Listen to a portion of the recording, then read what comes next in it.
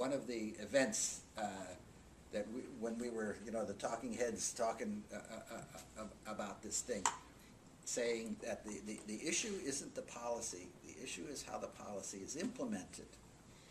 And I was feeling a little bit positive because there seemed to be half a dozen or so triggers of one sort or another in which the broader administration could put the brakes on if they saw it going in the wrong direction. But I haven't seen the dime's worth of difference. And I don't know that I should say any more than that. But somehow the president knows this. All that we're talking about is not a secret. And I'm not trying to be anti. That's not the role I want to be in. But he knows. There's enough furor about it, so he knows. So what is it? And I don't know the answer to that. I tend in my own mind to relate it a little bit to that reaching out to the Arab and Islamic world. Whether that's accurate or not, I don't obviously know. I mean, you got this scenario in which the president has empowered an envoy and wants the envoy to do the job and gives him a wide swath of autonomy in doing that. But the envoy has very important supporters within the White House, and it's definitely a White House policy. So the policy gets unfolded not by the White House, which was very worrisome when it happened to me, but we were like, okay, let's just at least, and they sort of gave Secretary Clinton and Ambassador Rice the podium for a minute to demonstrate how aren't we all getting along nicely, and then went back to business as usual. And the one mechanism that they promised would be the check and the balance, which is this deputies committee quarterly meeting, has happened, but it didn't do what it was said it was going to do, which is then assess what you just called the half dozen triggers, Roger, which is what we got to do this benchmarks paper on yesterday, and say these are the things that you said you were going to do something about. Clinton and Rice.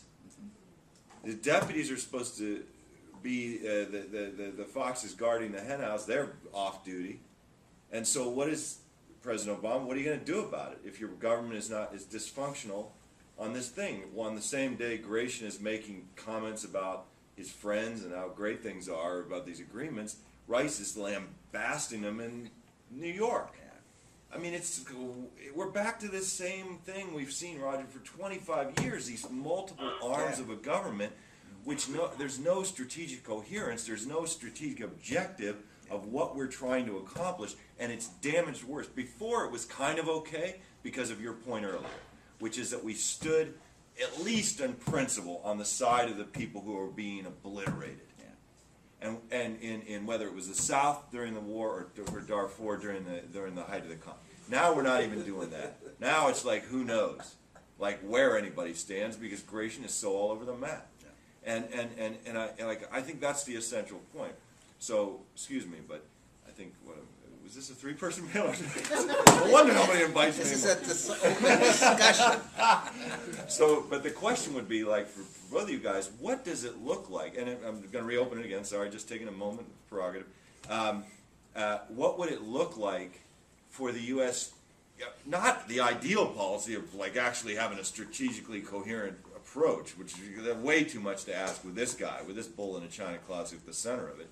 But what would the basic thing we can ask of our senators and congresspeople who actually still care to manifest themselves in how they demonstrate, how the United States can demonstrate support for the people who are on the receiving end of the military offensives, the receiving end of the intrigue and the politics in Darfur, in the South, in the transitional areas.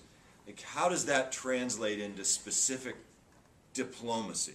Should we be, it's clear we're not doing that in Darfur. We're trying to cut a quick deal with Khalil.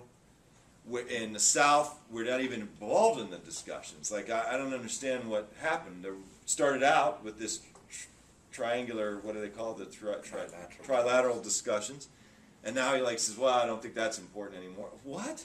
And so the moment when 9 months in, where you're like, where you need to have that, and let EGOT be the head of it, that's fine. You know, the U.S. behind him, just like we was in Naivasha. That was the right way to do business.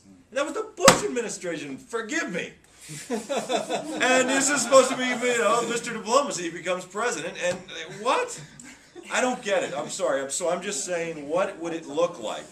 We should say, here's what a policy could look like that actually does stand with people who could be obliterated again, and here's what a strategy would be so we're not being played like a violin every other day.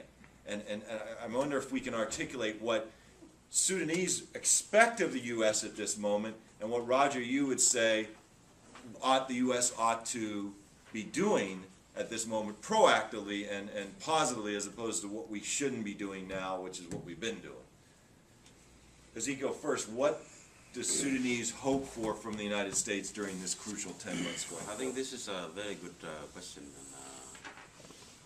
Of course, the CPA, as you said it was the U.S. government, the people of the United States of America, and the church leaders who managed to help us, you know, have this agreement.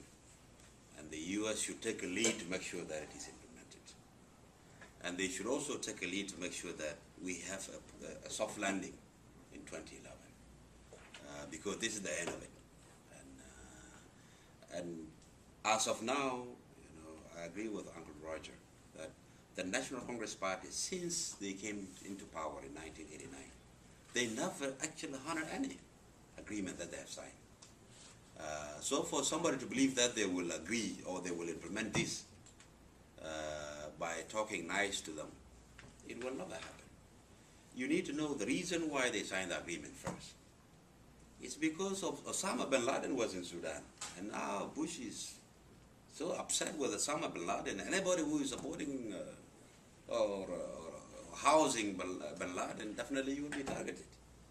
So they have to cooperate with the Bush administration, because, and of course the church leaders and the people of the United States of America and the constituency and the Congress decided that, okay, this is what you needed to do. They proposed this to the U.S. administration, and Bush took this seriously. And here you go, we have an agreement. The second one, the second pressure that we were having on the NCP was us fighting them. The frontline states, and you remember that very well, pressuring them. And actually we were in Eastern Front in the south and also moving to Darfur. And this is the pressure that translates into the agreement that we have signed. And now the pressure is off because people moved to Darfur, and they kind of like feel relaxed. You know, Bashir is campaigning, saying that I will respect the outcome of the referendum. Even the people of Southern Sudan, if they decide to go, I will be the first to accept this. I cannot believe anything that he's actually saying, because he has been saying things that he never implemented.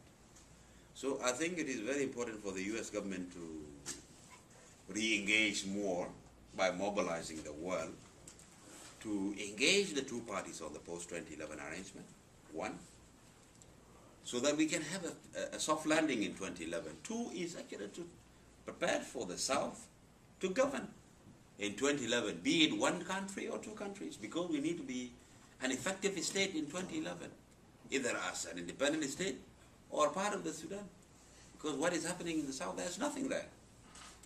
And there is no way we can, you know, be effective if we are not being supported. And I think pressure must be applied on the NCP. For them to implement our RBA, we went to The Hague. A ruling was awarded. We were told that this is what you needed to do. We came to Sudan. From July last year until now, nothing has moved. And this is an agreement written by the U.S. government, this RBA protocol. What are you going to do about it? What can you tell the NCP to move? Because what you needed to do is just demarcate the border. The International Court rule it, that this is what you needed to do. Nothing is moving. Nobody is pressuring them to do it. It is one of the items that we were discussing in the trilateral talks. I am a member of this trilateral